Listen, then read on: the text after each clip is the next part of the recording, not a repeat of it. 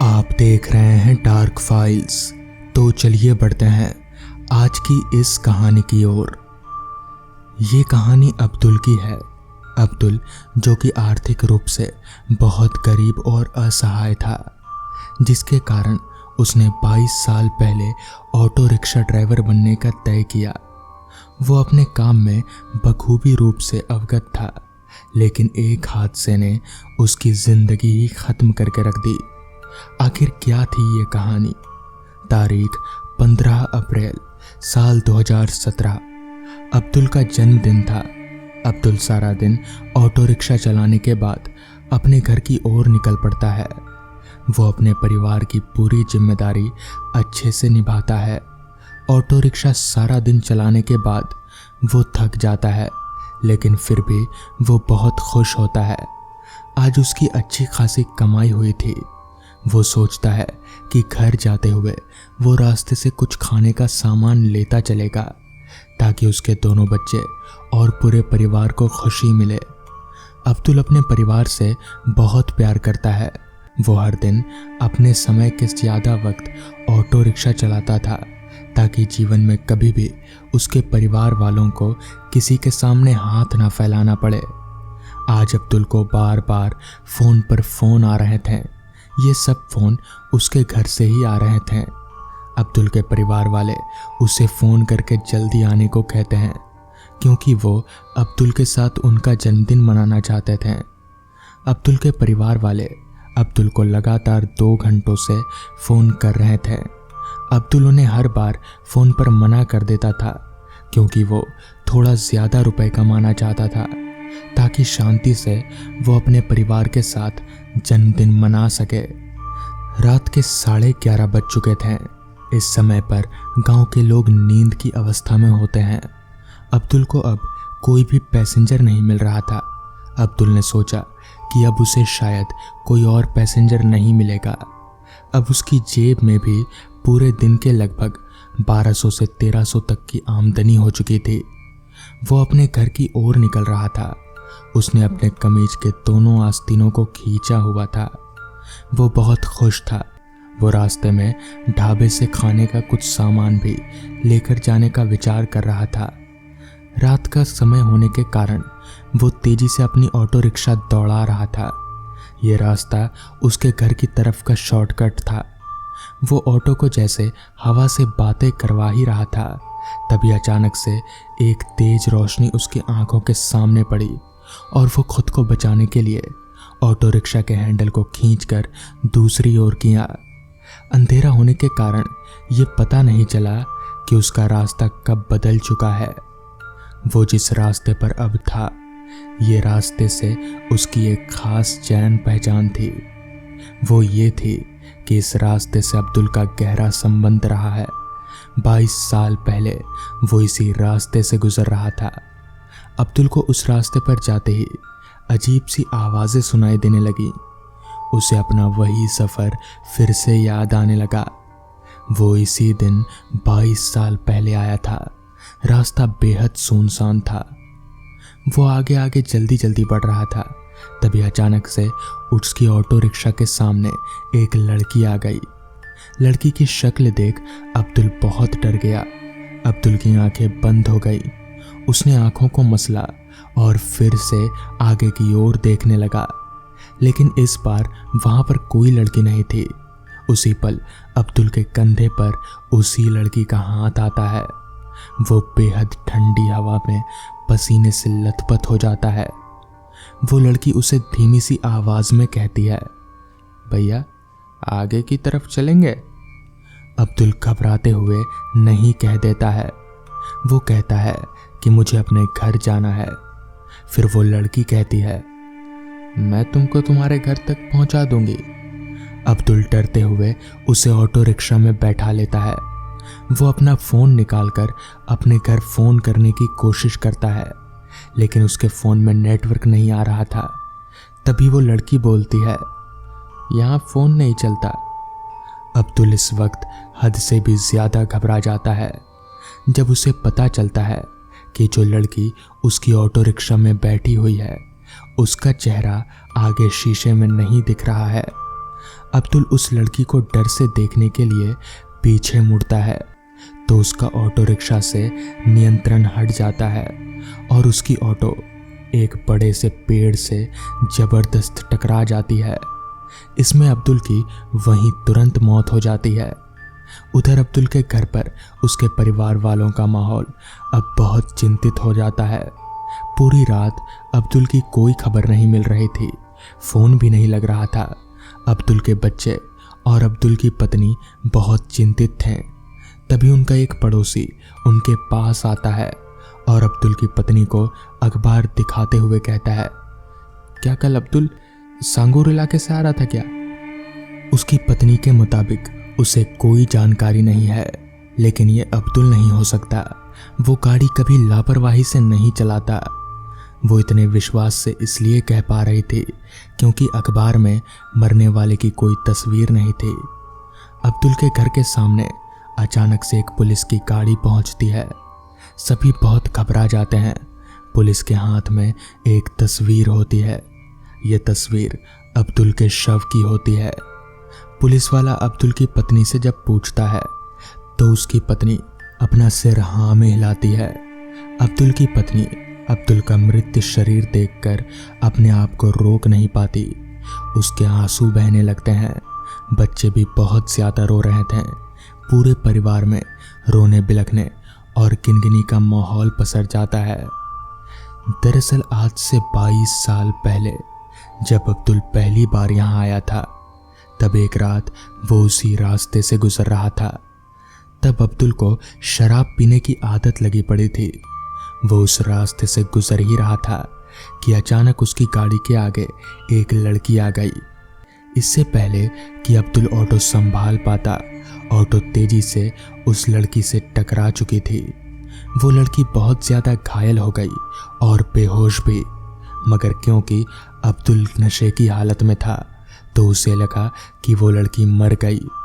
उसने उस बेहोश लड़की को लाश समझकर पास के पुल से नीचे फेंक दिया और तब जाकर वो लड़की मर गई और आज उसी का अंजाम अब्दुल को भुगतना पड़ा। तो दोस्तों, ये थी आज की पहली कहानी। तो चलिए बढ़ते हैं आज की दूसरी कहानी की ओर। बिलोरा गांव का कब्रिस्तान बहुत ही डरावना था। कोई भी इंसान रात में कब्रिस्तान के अंदर कदम रखने तक की हिम्मत नहीं करता था। इसका कारण था मुर्दों की आहट। जब भी कोई उस कब्रिस्तान से अकेला आता या जाता या फिर उसके पास से गुजरता तो मुर्दे उसका पीछा करते थे और वो जैसे ही उन मुर्दों की आहट सुनकर पीछे घूमता तो वहीं उसकी मौत हो जाती। बिलोरा गांव के कई लोग तो ये कहानियां सुनाते थे। तभी अनिल बोलता है, मेरे मामा जी एक रात कब्रिस्तान के रास्ते से आ रहे थे। वो डरे हुए थे, इसलिए हनुमान मंत्र पढ़ते आ रहे थे। उन्हें कब्रिस्तान के भूतों के बारे में पता था। फिर उन्हें मुर्दों की आहट सुनाई देने लगी। वो सीधा सामने देखकर चलने लगे और फिर उन्हें मामा जी की आवाज़ सुनाई दी और मामी जी की आवाज़ सुनते ही वो मुड़ गए और फिर मुर्दे घसीटकर उन्हें कब्र में लेकर चले गए। इस पर मन्नू ने कहा, तुझे ये सब कैसे पता चला? इस पर अनिल बोला, क्योंकि अगली सुबह तक मेरे मामा जिंदा थे। उन्होंने अपने साथ हुआ सब कुछ मेरे पिताजी को बताया और पिताजी ने मुझे बताया। इस पर मन्नू ने कहा, फिर तो वो कब्रिस्तान बहुत खतरनाक है यार। इस पर राम बोला, ऐसा कैसे हो सकता है? सुना है बूढ़ा मुकेश उस कब्रिस्तान का सालों से रखवाली कर रहा है। इस पर मन्नू बोला, हाँ वो तो है। अगर कब्रिस्तान में मुर्दे हैं तो मुकेश अभी तक जिंदा कैसे है? इस पर राम बोलता है, चलो उसी से पूछते हैं। तीनों गांव वाले उस सच को जानने के लिए मुकेश के पास गए। तभी अनिल बोला, मुकेश काका, मुझे आपसे कुछ जानना है। इस पर मुकेश बोलता है, यही ना कि क्या कब्रिस्तान के मुर्दे सच में जिंदे होते हैं या नहीं? तो सुनो, रोज रात इस कब्रिस्तान का हर मुर्दा जिंदा होता है और हर इंसान का पीछा करता है। इस पर मन्नू बोला, अगर ऐसा है तो तुम्हारा पीछा भी किया होगा, तुम कैसे बच गए? इस पर मुकेश बोला, इसके लिए तुम्हें मेरी एक कहानी सुननी होगी। इस पर राम बोला, हाँ हाँ सुनाओ काका। इस पर मुकेश ने कहानी शुरू की।